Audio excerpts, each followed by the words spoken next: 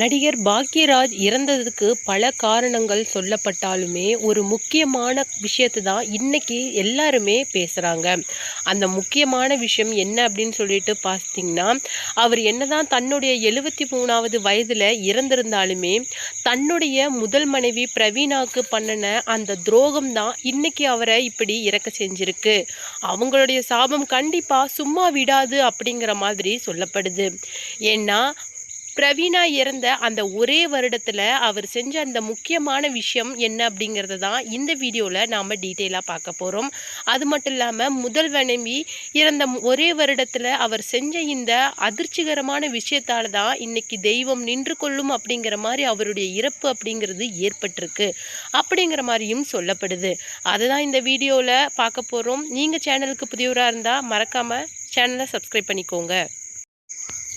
பாக்யராஜுக்கு பூர்ணிமா இரண்டாவது மனைவி தான் அப்படிங்கிற விஷயம் பலருக்குமே தெரியாது. அவங்களுடைய முதல் மனைவி பேர் பிரவீனா. இன்னைக்கு பாக்யராஜ் 50 ஆண்டு கால திரை வாழ்க்கையை நிறைவு செஞ்சுருக்காங்க அப்படின்னு சொல்லிட்டு பாராட்டு விழா எடுத்தாலுமே அவருடைய இந்த திரைப்பயணத்துக்கு அடித்தளமிட்டது அப்படிங்கிறது அவருடைய முதல் மனைவி பிரவீனா தான். அவங்க ஹீரோயினா ஒரு 2 படங்கள் நடித்து ஜொலிச்சிட்டு இருக்கும் போது தான் பாக்யராஜுக்கு உதவி செய்கிறாங்க. எம்ஜிஆர் கிட்ட நிறைய சிபாரிசுகள் செய்து அவர் இந்த திரையுலகுக்கு கொண்டுட்டு வந்து தான் நிறைய படங்கள் அப்புறம் இயக்க ஆரம்பிக்கிறாரு. அதுக்கப்புறம் பாரதி ராஜா கிட்ட அசிஸ்டண்ட்டாக இருந்தார். அதுக்கப்புறமேலு அவர்கிட்ட இருந்து 2 படங்கள் அசிஸ்டண்ட்டாக இருந்துட்டு 3வது படம் தன்னுடைய சொந்த படமாக ஆரம்பித்தார். அவருக்கும் அப்புறம் பிரவீனாவுக்கும் காதல் மலர்ந்து அவங்க 2 பேரும் திருமணம் செய்ய முடிவு பண்ணி அதை போய் எம்ஜிஆர் கிட்ட சொல்லவே அவர் மனமோந்து இவங்க 2 பேருக்கும் கல்யாணம் செஞ்சு வச்சாங்க.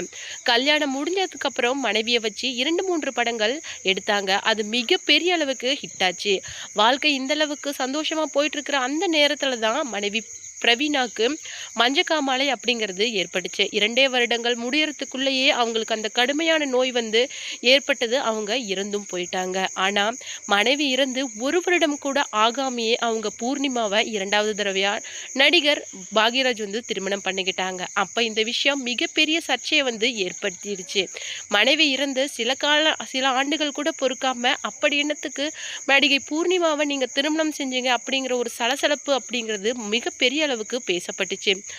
அது மட்டும் இல்லாமல் இன்னைக்கு நடிகர் பாக்யராஜ் இவ்வளோ பெரிய திரைப்பயணம் முடிச்சிருக்காரு. அது மட்டும் இல்லாமல் திரையுலகத்திலே திரும்பி பார்க்குற அளவுக்கு ஒரு பெரிய டைரக்டராக நடிகராக இருந்திருக்காரு அப்படின்னா அதுக்கு முக்கியமாக அடித்தளமிட்டது முதல் மனைவி தான். முதல் மனைவியை அவர் கொஞ்சம் கவனிக்காமல் விட்டார். அது மட்டும் இல்லாமல் பூர்ணிமா மேலே இருந்த காதல் தான் அவரை மனைவி இருந்த 1 ஆண்டு முடியறதுக்குள்ளேயே அவரை திருமணம் செய்ய தூண்டிருக்கு. அது மட்டும் இல்லாமல் அவர் பிரவீனா மேலே இருந்த அந்த வெறுப்பு அப்படின்னு சொல்லிட்டு நிறைய விஷயங்கள் பேசப்படுது. இந்த விஷயங்கள் தான் இன்னைக்கு சமூக வலைதளங்களில் மிகப்பெரிய அளவுக்கு வைரலாக போயிட்டுருக்கு. மனைவி மேலே இங்கே காட்டின அந்த ஒரு விஷயம்தான் இன்னைக்கு உங்களுக்கு கடவுள் தண்டிச்சிருக்காரு அப்படிங்கிற மாதிரியும் நிறைய விஷயங்கள் இன்னைக்கு சமூக வலைதளங்களில் வைரலாக போயிட்டுருக்கு.